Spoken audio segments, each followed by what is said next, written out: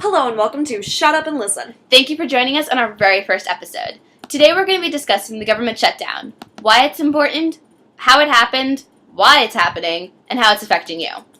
We even have a special inside clip to show you how this all got started.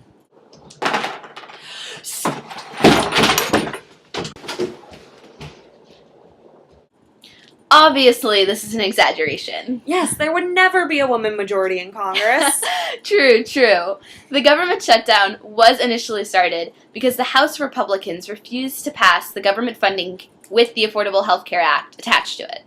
Now, for those of you who don't know, the Affordable Care Act is Obama's health care reform, Obamacare, which is aimed at giving all Americans health care benefits. For more information on this particular issue, check out our Tumblr or tune in next week when we go more in depth on the issue.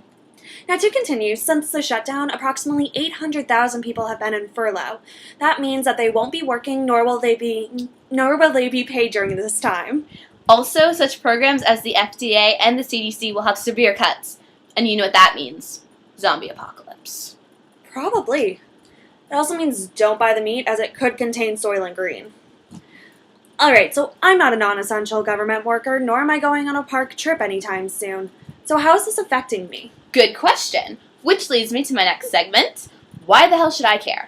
For starters, it costs $200 million a day. If this lasts 3 to 4 weeks, it could cost our economy $55 billion. That's almost as much as my student loan. And for those of you who only eat organic food, there's now no one around to check if the food you're buying is actually organic. So think twice before you drop $12 on organic chicken.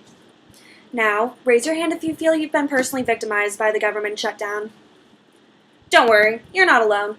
According to a CBS News poll, 72% of Americans disapprove of this.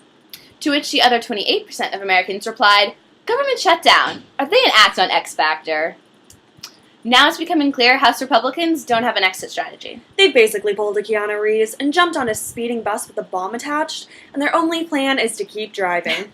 So, if you're wondering what you can do to help, you've come to the right place. You can call, write, or tweet your representatives in Congress. You can also sign petitions on petitions.moveon.org, change.org, and thepetitionsite.com. The important thing is to keep talking about this.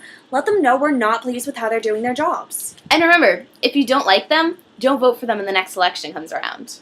Now, some of you may be wondering why we're even doing this. It's simple. Someone is always going to be there to tell you that your opinions or ideas don't matter. Someone's always going to patronize you and say that you can't make a change. They say our generation is apathetic to politics and news. And then, when we try to get involved, they say we're too young. We say, screw that. Their awful policies are going to affect our future. And it is our responsibility to stand up and say, no, we're not going to take it. So, go out there and learn about current events. Because they do impact your life. And don't let anyone tell you you can't make a difference. Because you can, and you do. And with that, we bid you adieu. Until next time, Stay involved.